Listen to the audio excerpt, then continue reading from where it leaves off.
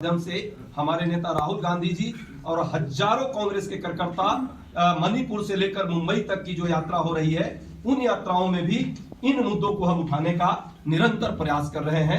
मुझे आशा है आप जैसे प्रबुद्ध पत्रकारों के माध्यम से भी जनमानस के बीच युवाओं के, आज देश की जो युवाओं के रोजगार की समस्या है वो सबके बीच जाएगी और सरकार जो कुंभकर्णी निद्रा में सोई हुई है वो जगेगी।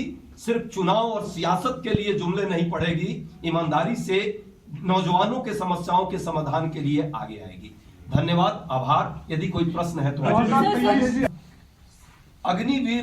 अग्निपथ योजना के आने के बाद से ये सरकार बहाना बना रही है, जैसा कि मैंने कहा, और निरंतर सिर्फ मुद्दों को भटकाना, नौजवानों के भविष्य को चकनाचूर करना, और कहीं न कहीं मैं कहता हूं कि यह महाअपराध मोदी सरकार कर रही है। जब नौजवानों को रोजगार देने की बात आती है तो उनको कहीं न कहीं रोजगार से वंचित करने की बात कर रहा हूं।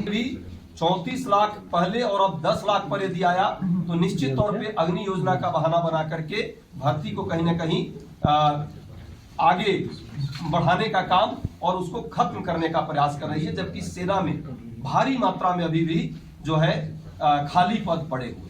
जिस मुद्दों पर मैं चर्चा करना चाह रहा हूं उसके बाद कोई प्रश्न होगा। शुरुआती दौर में जो अग्निवीर की पहली जो शुरुआत हुई थी, सबको पता है कैसे 200 या 250 अंतिम परीक्षाओं को पास करके जम्मू कश्मीर के नौजवान भी उसमें भर्ती हुए थे। हमारा मानना है कि यदि ये योजना बहुत अच्छी थी तो पूरे देश में इसके लिए जो है एक अलग तरह की चार्म होती।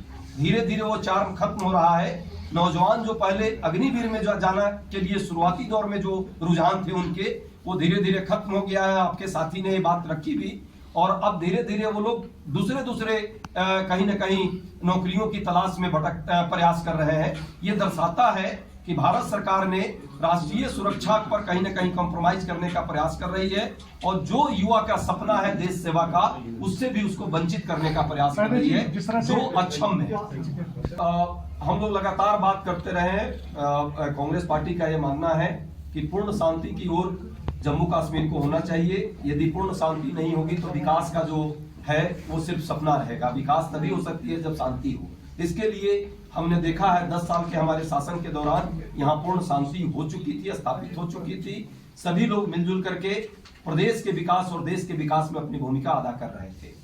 जब से केंद्र की सरकार ने जो पॉलिसियां अपनाई, नीतियां अपनाई, उन नीतियों के कारण कहीं न कहीं यहाँ पे टारगेटेड डीलिंग का एक माहौल बना है। हम फिर से मांग कर रहे हैं सरकार से कि सम्यक नीति, सही नीति बनाए, जिससे कि ये टारगेटेड किलिंग ना हो।